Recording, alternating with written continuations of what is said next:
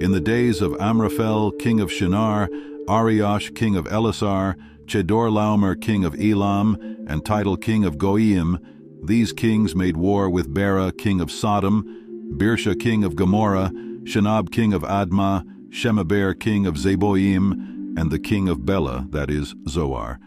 And all these joined forces in the valley of Siddim, that is, the Salt Sea. 12 years they had served Chedorlaomer, but in the 13th year they rebelled. In the 14th year, Chedorlaomer and the kings who were with him came and defeated the Rephaim in Ashtaroth Karnaim, the Zuzim in Ham, the Emim in Shaveh Kiriathaim, and the Horites in their hill country of Seir, as far as El Paran on the border of the wilderness. Then they turned back and came to En Mishpat, that is Kadesh, and defeated all the country of the Amalekites, and also the Amorites who were dwelling in Hazazon Tamar. Then the king of Sodom, the king of Gomorrah, the king of Admah, the king of Zeboim, and the king of Bela, that is Zoar, went out, and they joined battle in the valley of Siddim with Chedorlaomer, king of Elam, Tidal, king of Goyim, Amraphel, king of Shinar, and Ariosh, king of Elasar, 4 kings against 5. Now the valley of Siddim was full of bitumen pits, and as the kings of Sodom and Gomorrah fled, some fell into them, and the rest fled to the hill country. So the enemy took all the possessions of Sodom and Gomorrah and all their provisions, and went their way. They also took Lot, the son of Abram's brother, who was dwelling in Sodom, and his possessions, and went their way. Then one who had escaped came and told Abram the Hebrew, who was living by the oaks of Mamre the Amorite, brother of Eshcol, and of Aner. These were allies of Abram.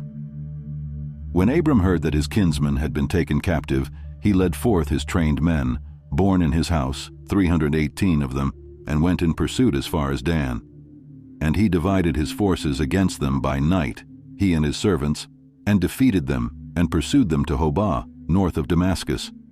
Then he brought back all the possessions, and also brought back his kinsman Lot with his possessions, and the women and the people. After his return from the defeat of Chedorlaomer and the kings who were with him, the king of Sodom went out to meet him at the valley of Shaveh, that is, the king's valley. And Melchizedek, king of Salem, brought out bread and wine. He was priest of God Most High. And he blessed him and said, Blessed be Abram by God Most High, possessor of heaven and earth, and blessed be God Most High, who has delivered your enemies into your hand. And Abram gave him 1/10 of everything. And the king of Sodom said to Abram, Give me the persons, but take the goods for yourself. But Abram said to the king of Sodom, I have lifted my hand to the Lord, God Most High, possessor of heaven and earth, that I would not take a thread or a sandal strap or anything that is yours, lest you should say, I have made Abram rich. I will take nothing but what the young men have eaten, and the share of the men who went with me. Let Aner, Eshcol, and Mamre take their share.